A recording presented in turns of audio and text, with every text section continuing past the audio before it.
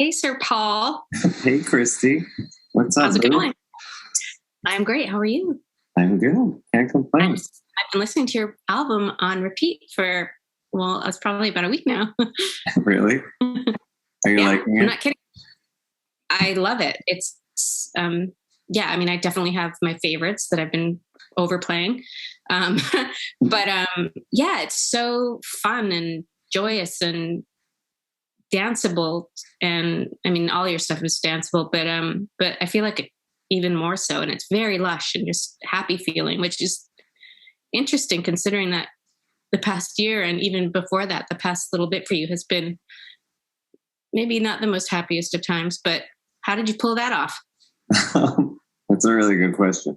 Well, I tend to try to name albums and projects sometimes before they even manifest. So in this instance, I was thinking about how, for the most part, music is my escapist behavior, and I just kind of go into that to help myself process whatever I'm feeling or experiencing in my life. And that's just always been what saves me from myself. And in this instance, times were really crazy. And I think instead of letting myself get really stressed out during lockdown and have a meltdown in general, I just thought it would be better to just focus on the music and finish this project, which is it took 5 years. So, and at the same time, wow. Yeah. I feel like at the same time, I wanted it to have, I didn't want anyone to put this album on. And of course I want you to play it all the way through, but I didn't want anyone to put the album on and feel pulled down or depressed or like there's anything dark. There was enough of that. So we needed an escape, and I wanted to create that. And I didn't realize that would be the result and that it would be effective at doing that until it was literally done. Wow. Well, the timing was amazing. I mean, it is very up from beginning to end. If that's what you're in the mood for, and who isn't right now, let's be honest, it's really, really great. So it's been 5 years in the making. So you started writing back then? Yeah. When I was living in LA, that's when I started recording. I recorded Out of Our Minds there, the original version, the one that I released first as a single. And then I recorded Dancing in the Dark there, the Dirty song. And then I recorded Love Me Till It Hurts there. So I wrote them all. Those songs are like 5 years old. I recorded them right after I finished my last album, Intimate Science. So right after that. I would not have guessed that. That's quite a long spread of time for you, I feel like. Oh yeah, it was a huge stretch of time. And tying the vibe and the feel of those songs, which were older, into the feel and the vibe of the rest of the material that's on this album was challenging because I tend not to re-record things at all. It's like I record it and that's the version and that's what's coming out. And in this instance, I didn't want to do that. I wanted everything to be the best version of it that it could possibly be. And so after all these other songs were done, I had to go back in and re-record those vocals for those 3 songs. Yeah. Okay. So like the version of Out of Our Minds that was released as a single is different than the version that is on the album. There's secret vocals, tracks of these too. That's amazing. I would have been amazed if you didn't, because it flows really well. And the sound of the album is just so, it's got this not overly, but like wet, lush, delicious thing that definitely is a constant. So. Oh, that's awesome. I love hearing that. Yeah, because when everything feels so shattered, each song as it's coming along, they all wind up being their own little zygotes of thoughts of what could eventually turn into a song. And then when you start to try to put everything together, it has to be cohesive. For me, I like for an album to be a journey. And this one, I really wanted it to be like, okay, it starts here and this is how it makes you feel. And then it can take a turn and another turn, but it still has to work as far as one full. Yeah. I think you succeeded in that. And I don't know if everybody who will hear it knows this, that you do literally everything. um, Yeah. from, you know, writing the music, recording the music, engineering the music. And that's like, I don't know. I mean, you've always done it that way, right? I have. I think I'm Yeah. such a psycho Capricorn control freak that I have to learn how to do something, because if I want something done to the exact standard that I set for myself, then I'm going to have to do it myself, and then it will never be good enough. So then I'm going to have to learn more and try to find out how to do things that some of these things I couldn't even tell you how I did them at all. You know, I'd sit down and be like, I want to really make this sound like this. And I would just do what the young folks do. And I'd go on YouTube and watch a tutorial. And, you know, I'm self-taught as far as all of this stuff goes. Yeah. So no one else had any hand in this album at all. Right. And I mean, it's incredible because it sounds like it. I mean, I'm sure there's loads of people who work on, you know, whatever pop hit of the day. And this sounds, it's just incredible. It should be on the radio, will be on the, is the radio a thing anymore, actually? I don't think so. Spotify now. It's on Spotify now, right? Is it on iTunes? Is that a thing anymore? Yeah, it's on Apple Music, and it's on Spotify and Pandora. Right. It's kind of, the way music's changed so much. And I know that you and I are obsessed with music, different kinds of music. In some ways, things overlap. I think that's why this conversation is just important anyway, because your perspective on it and my perspective on it are totally different. Well, yeah. I mean, you know me well. I'm not really huge into pop music, but I love good music, period. And I one of the great things about good pop is that it is really fun, and can be anyway, really fun and joyous, and you know, just easy to just get in your ear and just enjoy. And I feel when it's quality stuff that I can really enjoy it. And these days, I don't know, I think a lot of stuff sounds sort of cookie cutter, but this album sounds amazing to me. And we were talking earlier about how the pop scene has changed so much too from when you started, like with respect to, for example, being an out artist. Was a huge, I remember in the beginning, way back, I mean, there was limited places you could play out, right? Limited people you could submit your music to. And it was almost like you had to stay in that lane in a way. Yeah. It's almost like, you know, the music industry has had its own closet for a very long time.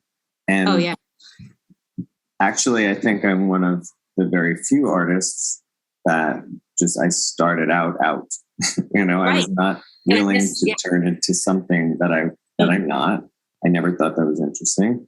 And I can't, wasn't going to be part of a boy band and go back in the closet or whatever. But the music industry has a closet, and all of these artists for so long, you know, the big artists that we love, they have had to stay closeted until a certain point. And then even when they came out, it's still, you know, dulled their shine for some reason, because that's just how shitty the world can be. Right. And now, fast forward, you have artists like Lil Nas X, who's having the most homosexual experience that he possibly could have in the world on the stage of SNL. So that's in everyone's living room. And I sit back and I am just completely blown away. And I'm thrilled for him. And I'm thrilled for every other homosexual male in the world. But it's crazy, because if you go back and you look at some of the things I was doing, I had to do them, like you said, secretly in a club after hours, or in a music video. And then the music videos were being censored. So, you know, they couldn't go on MTV and VH1 and Logo and all that stuff without having certain parts, you know, blurred or cut out or words edited out. Now it's like everything's so explicit because there's no MTV. So you don't have to worry about that. Right. Yeah, that has changed too.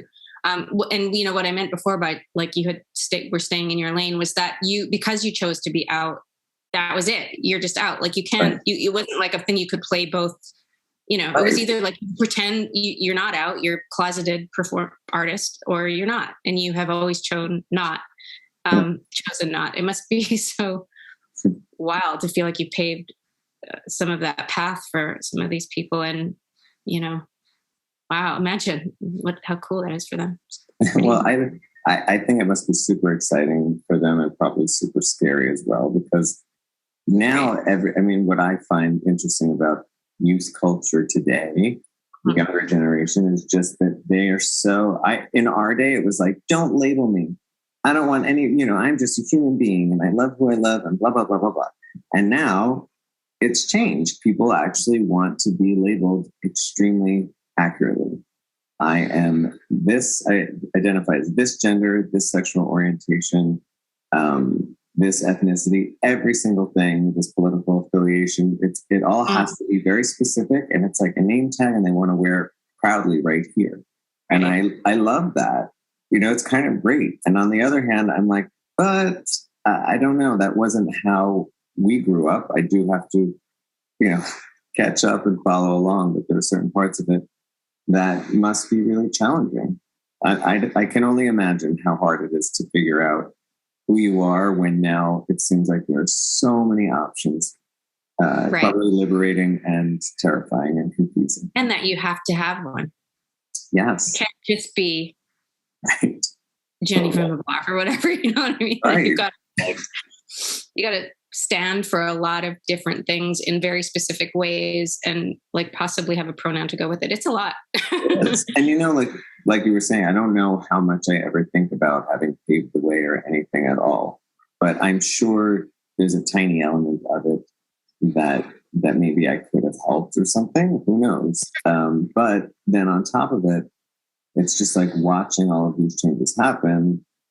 I think out artists, just meaning anyone who's anything other than cisgendered, heterosexual pop music or any kind of music artists, those people have to be very political by doing what they're doing. And when I was being political, the only part that was being political was the fact that I was out and that maybe something would be very suggestive. But I didn't even get to play with explicit until it was like way further on. I mean, I could say something, some innuendo or some trashy little line here and there, but I didn't get to do that stuff as much as it's being done now. And I think it's probably for the better, because now I look back at some of the things I did, and yes, I can't believe I'm saying it, but I look back on some of the things I did and I'm kind of like, oh, wow, that was a choice. That was a choice. Your mom's going to see it. Mom, don't look at that. Your mom did see an awful lot of it, I'm sure. If not all of it, right? I hope not. I really hope she has no idea of some of the things that I've done. Yeah. Well, she might have an idea, but she definitely does, because she's a snoop. She's definitely out there on the internet like, what is he doing? Yeah. So has she heard it yet? Has your family heard it yet? Yes, my family, specifically my mother heard it. She's like, well, you know which songs I like. And I'm like, yeah, I guess. You like Star Sign because it talks about astrology. Yeah. And the rest of my family, I think they're probably just so overwhelmed with how much music I put out, over time, so they just can't even keep up. And it's okay, because I'm not making it for anyone else other than myself, really, and the people who are really invested in my music. So I want to make music to keep those people interested, and the people who listen to my music have been waiting a long time for new music. So I'm more interested in getting that feedback. Knowing what your mom is into is great, but we know what she's going to like. Do you have favorites? Do you even like to talk about that, or if not, a favorite? You do? Oh, really? I do. And for me, whenever I play it, I play Escapist Behavior, the song. Oh, it's great. First, because it's so like fun to me. It's like it's just like a celebration, and it's like the theme song for me right now. And then I listened to Touch. Touch is just like a song that's very special to me. I think it's probably the last song that I made for the album. And there's just something about it. I hadn't realized that there's a chord progression at the very beginning of it that, I work with loops and samples, and then I play a lot of things, and I cut and copy and paste and chop things up. But there's a chord progression in the beginning of Touch it's the same chord progression as Little Red Corvette by Prince. And I hadn't even realized it. There's only so many chord progressions in the world and combinations that you can make, but I hadn't realized it. So here I was writing a completely different song to a chord progression to a song that I love. And it was just so buried in my subconscious that I didn't even realize that that's what it was until it was done. And then I was like, oh, wait a minute. I know that. Wow, that's amazing. I didn't catch that. And I'm surprised, dude. And I hear a lot. I know it now. I'm like, it's the first thing I'm going to do when we're done is listen to it. It's also a feel that there's something about it, like a texture or a feel. And also for me, it's I spent so many nights and days blurring into nights, 2 weeks, editing and mixing that track down because I loved it so much. And I wanted it to be exactly how I wanted it to sound, as with all the other songs. But that one was, I guess, the last one. So I've heard it the least. So maybe that's why. Oh, okay. I mean, there is, if I had to say about like, I hate to say influences or something because there's nothing, and whatever you're talking about is not overt in any way because again, I didn't even catch it, but I can hear a lot of stuff we came up on actually. The really, really best of the best 80s pop when Prince, even, some George Michael, I can hear always. Those are my boys. And well, it's not just that. There's what is it? It might be Get Down that reminds me of something that he could have done on like before the Faith thing. But also in terms of feeling, there's like the era of Madonna that we love. I can feel some of that too, like in the Ray of Light to the next, was it the next album with Jump and all that? It makes me, it's that same sort of like, you want to get going, like, where are we going? What are we doing? And it's very lush. The funny thing about that is we were going nowhere and we were doing nothing. So I just maybe was hoping that it would be what we would want it to be when we could go somewhere. And yeah. It's definitely, there's a lot of stuff in there that is a great thing to play before you go on out the door to do your thing, Yeah. And so Get Down is one of my favorites. I love that. That's one of your favorites. I love it. And I love Star Sign. And I love the beginning of it. And I love how you talk about, you intro it with your, a little bio. And you say something about that you look to the sky for everything. What do you mean by that? Oh, I think life gets very overwhelming at certain points. And it's just like, what the fuck? Like, if I'm angry, I shake a fist at the sky, I'm like, what are you doing to the universe, But at the same time, I think I throw my hands up in resolve just because there are no answers for things. And at the same time, there are very clear answers sometimes. And I'm not a religious person in any way, shape, or form. And I think when it comes to something like spirituality, all that stuff gets so twisted. That's one thing I could never put into a box because I don't know. Changes from day to day. But I do look up to the sky for everything because no one has the answers for it. I think you wind up having to come up with answers for yourself. So. Right. I mean, I related to it in funny. It was just, I've never heard it quite that way from you, especially too. It was really, I don't know. I enjoy that song a lot.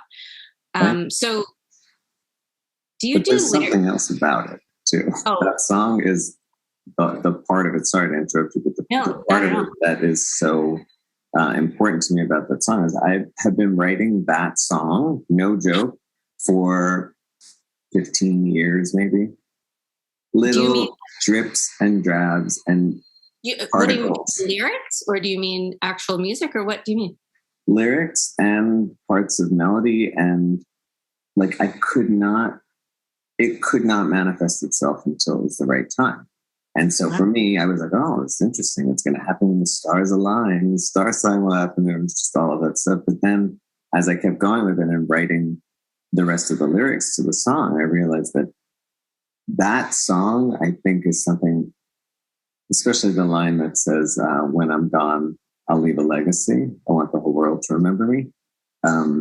That whole part of it is kind of, I am reaching a point in my life where, I'm not seeking superstardom or any of that. I actually have no interest in it, but people still do actually listen to my music all over the world. And I don't think about that or process it. But when I am gone, I always think about posthumous fame and things like that. And all these people who never, ever had to deal with all the bullshit that came along with fame, and their work lives on. And I hope at some point the world gets to hear my music, because there's only some people who have.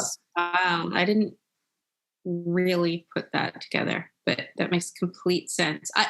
It's very you, that song, which is another reason I loved it. Just that this positive, the confidence and everything really comes through, but in just the way you are, and a wonderful, amazing friend and person who, just talking about your family, and of course, all amazing. Yeah, I love how it just brings you front and center as a human being, I feel like that song is the most autobiographical thing I've ever written.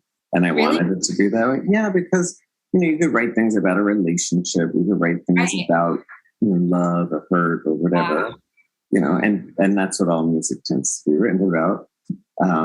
But I really feel like that. Or it could be very political. But when you want to get down to super autobiographical and you want it to be something that's like, this sums up the essence of who I am and my thoughts and feelings and beliefs in relation to family and and I'm this tiny speck of dust in a massive universe, galaxy, everything. Like, that's what I need that song to be, and that's what it is for me. And when I go through and I listen to it and I hear certain lines in it, I'm like, oof, that's pretty deep.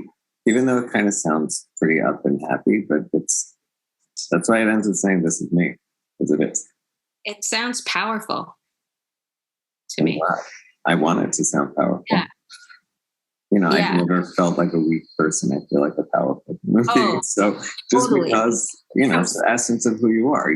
I don't even have people in my life really that are not that way. It's like, it takes a lot to grow into that for some people, but I'm the same person that I was as a very little kid. Whether that sounds obnoxious or not, what are you going to do?